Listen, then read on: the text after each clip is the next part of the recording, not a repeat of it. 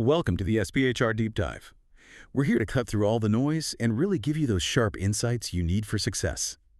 Today, we're tackling a truly vital area in HR collective bargaining.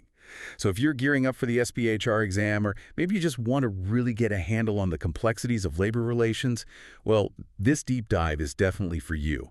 Our mission today is pretty straightforward. We want to pull out the absolute must-know information, clear up those concepts that can sometimes feel a bit fuzzy, and give you those aha moments. Plus, exam-ready insights on bargaining, union strategies, and those big labor laws that really shape the HR world. It's about understanding, not just memorizing. Exactly. And just to set the scene, collective bargaining, well, at its heart, it's that structured negotiation, right? Between a union representing the employees and management. And the goal is always to hammer out a labor contract, something legally binding. What's really key here, and often a bit misunderstood, is the National Labor Relations Act, the NLRA, or the Wagner Act from 1935. It wasn't just put in place to sort of acknowledge bargaining, it was specifically designed to encourage it. It guarantees employees that fundamental right to organize. That's a huge piece of context. Okay, so knowing that the law actually encourages this, what's our roadmap for today? We're going to break down the bargaining process step by step. We'll look at the different strategic approaches employers might take. And then, we'll unravel those key U.S. labor laws, the NLRA, the LMRA, that's Taft-Hartley, and the RLA, the Railway Labor Act. We'll really focus on the differences and those tricky little details, the gotchas you absolutely need for SPHR success. Ready to dive in? Let's do it. Okay, so let's unpack this collective bargaining process. You mentioned it's structured, not just a random meeting. And the NLRA encourages it, protects the right to organize. But what does that process actually look like on the ground for HR folks? Yeah, it's quite methodical. Step one is always preparation. This is where both the union and management sides get their ducks in a row. They elect negotiating committees, they do their homework researching industry pay, company finances, you name it, and critically, they figure out their strategy. What do they want? What can they give? Then comes the actual negotiation. This is the back and forth at the table. The representatives meet, they trade proposals, counter proposals, they try to find common ground. If they manage that, they reach a tentative agreement. But it's not final yet. That proposed contract goes back to the union members for ratification. They vote on it. If a majority approves, then you move to the last stage, contract administration. That means finalizing the agreement, signing it, and then, crucially, living by it day to day, enforcing it. Right. And for anyone studying, there's a handy way to remember those steps. PNRAC. Prepare, negotiate, ratify, administer, and complete. Just helps keep it straight.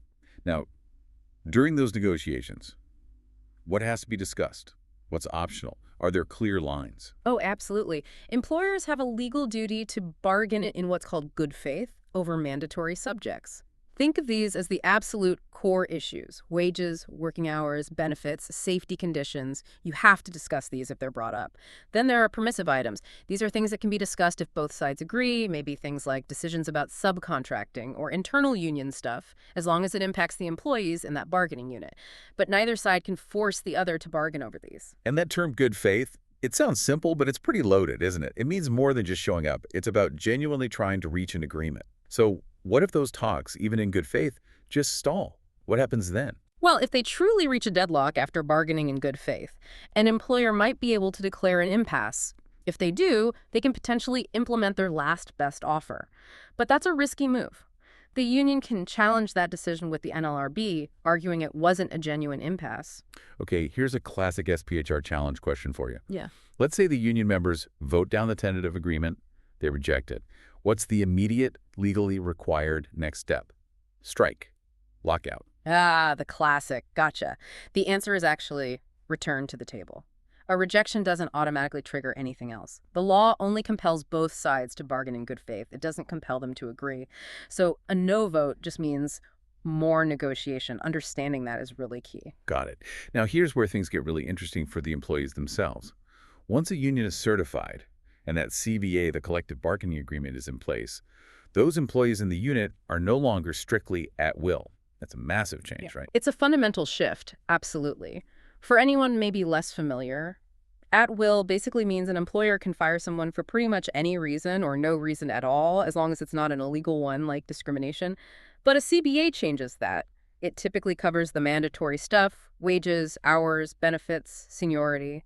But it also gets into working conditions, job security, like defining what constitutes just cause for firing someone.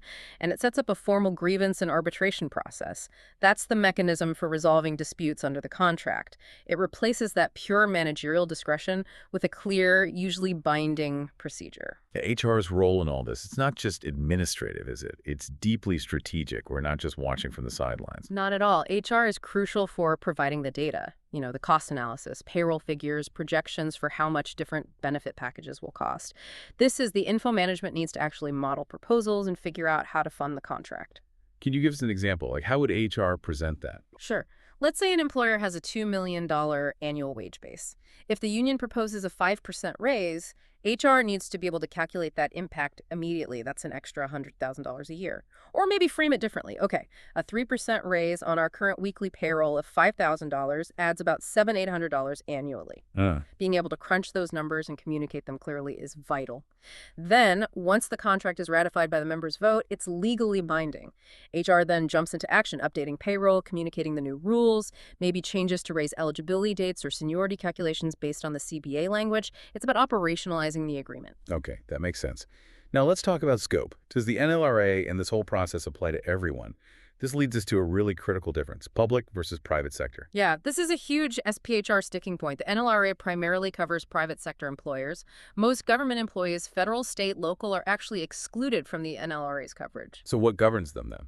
Well, federal workers fall under a different law, the Federal Service Labor Management Relations Statute, the FLRA. And many states have their own specific laws for public sector collective bargaining. Think about public school teachers, police officers, firefighters. They often bargain under state laws. And a key difference often is the right to strike. In many public sector contexts, strikes are illegal.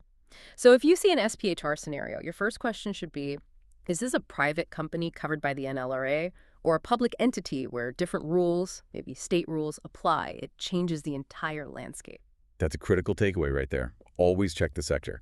Now, beyond the right to unionize, the NLRA also protects something called protected concerted activity. What exactly is that, and why does HR need to be aware of it? Right.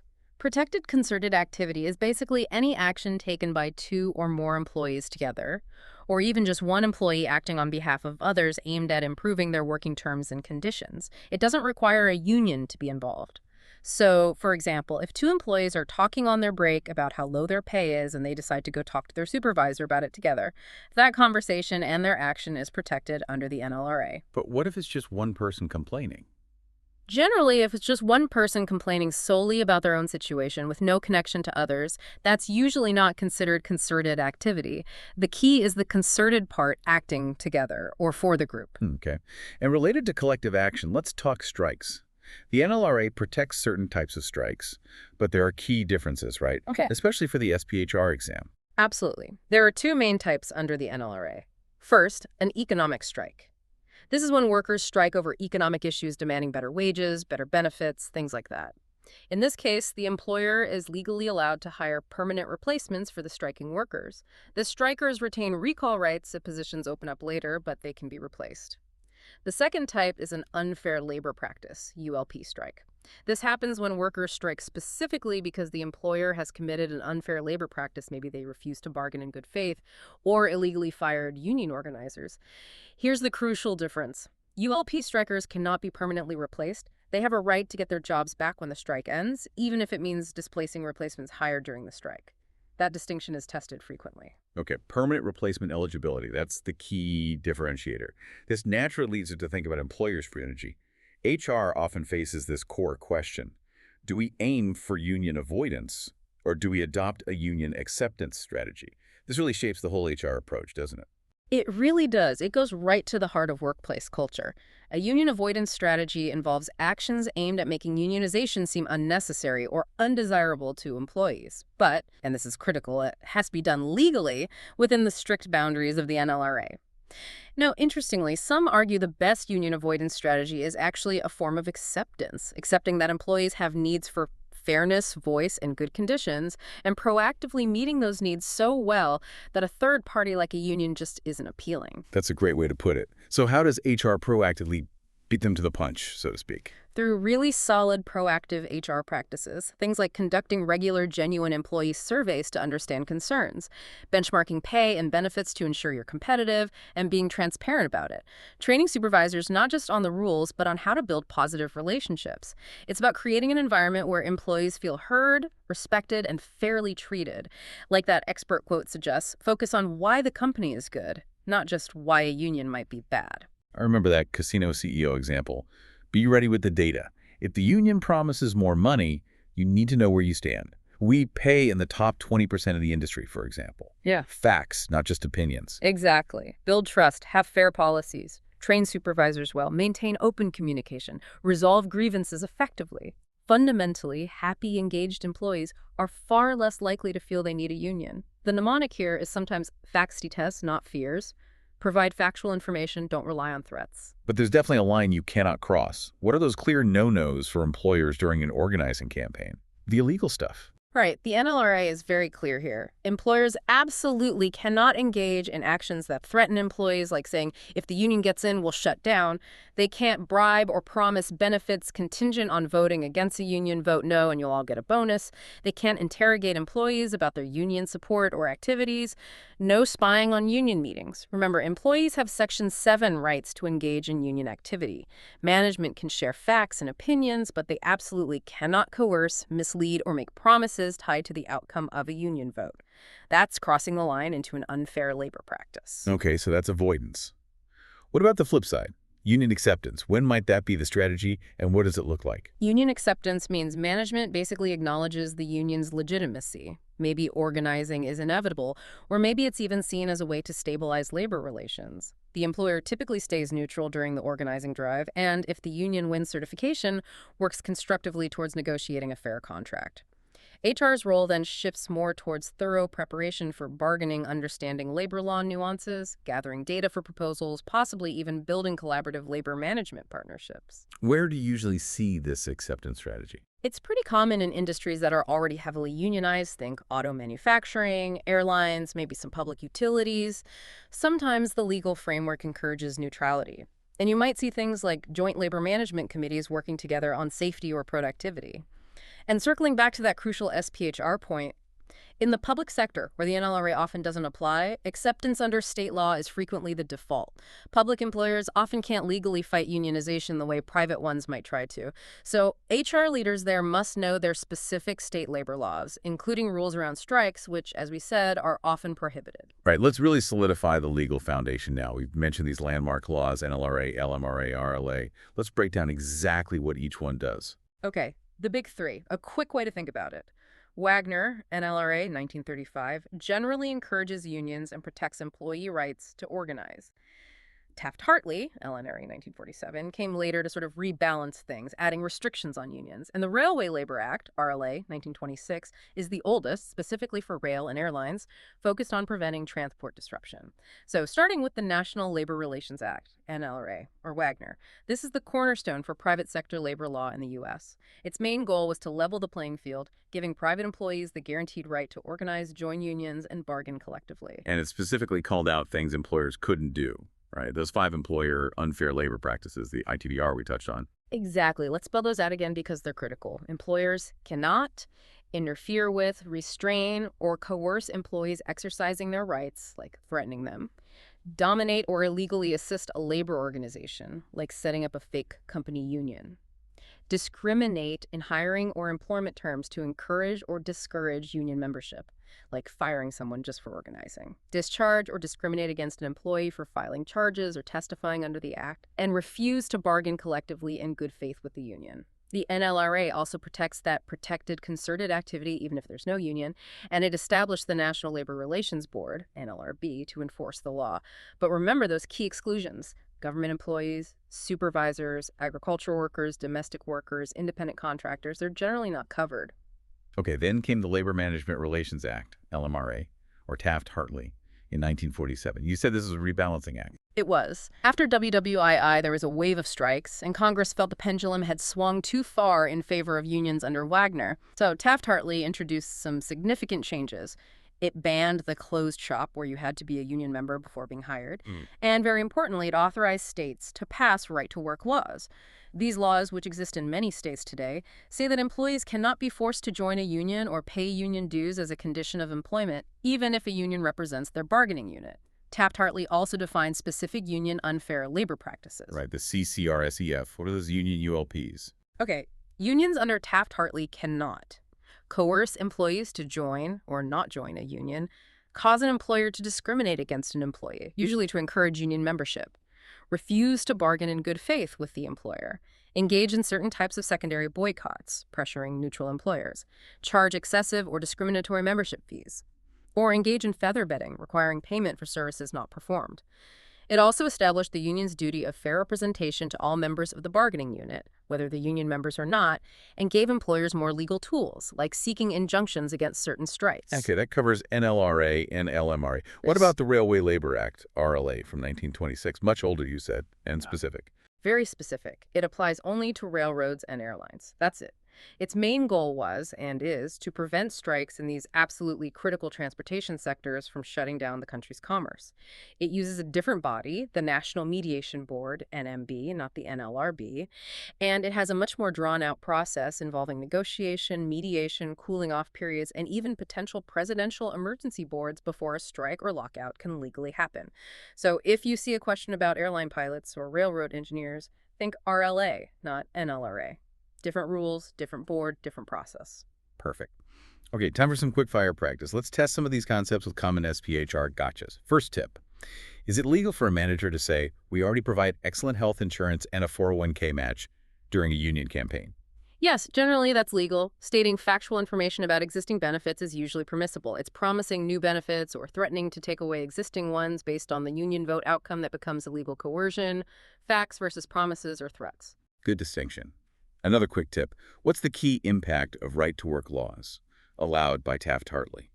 In right-to-work states like Florida or Texas, for example, employees covered by a union contract cannot be required to join the union or pay any union fees as a condition of keeping their job. Union membership and financial support are purely voluntary in those states. Got it. Okay. Scenario 1. Concerted activity. Back in that factory break room, 2 non-union employees are quietly discussing asking management together for a raise. Is this protected concerted activity under the NLRA? Yes or no? Yes, because it involves 2 employees acting together regarding terms of employment, wages. The NLRA protects this, even without a formal union. Scenario 2. Illegal employer action. Manager tells employees during a campaign, look, if you vote against this union, I guarantee we'll give everyone a 5% raise next year. Permissible or illegal? Illegal. That's a classic example of an unlawful promise of benefits conditioned on employees rejecting the union. It's considered coercive under the NLRA. All right, final scenario. Law application. There's a major labor dispute brewing at a large national airline, potentially leading to a strike. Which U.S. labor law primarily governs this situation? NLRA, LMRA, or RLA? That would be the Railway Labor Act, RLA. Airlines fall under the RLA's specific jurisdiction, designed to handle disputes in critical transportation industries differently than the NLRA handles general private sector disputes. Fantastic. What a thorough SPHR deep dive. We've really covered the map today from the nuts and bolts of the collective bargaining process, those strategic choices employers face, like avoidance versus acceptance, and crucially decoding the distinct roles and rules of the NLRA, LMRA, and RLA. Really understanding these differences, these nuances, is just so critical, not only for the SPHR exam, but honestly, for being an effective HR leader out there in the real world. Absolutely. And if you think about the bigger picture, mastering this stuff isn't just about passing a test. It's fundamentally about understanding and navigating the human dynamics within organizations. Whether you're operating in a union environment or working proactively to build a workplace where a union isn't seen as necessary through really great HR, this knowledge is foundational. It helps you understand the legal guardrails and build a more equitable, productive place to work. So here's something to maybe chew on after this deep dive. As our workforce keeps changing, think gig economy, fully remote teams, all these new ways of working, how might those core labor law principles, things like good faith bargaining or protected concerted activity, need to evolve or be reinterpreted, especially when current laws might not neatly fit these new models? That's a forward-looking question for you as you continue your own deep dive into HR leadership. Thanks so much for joining us for this SPHR deep dive.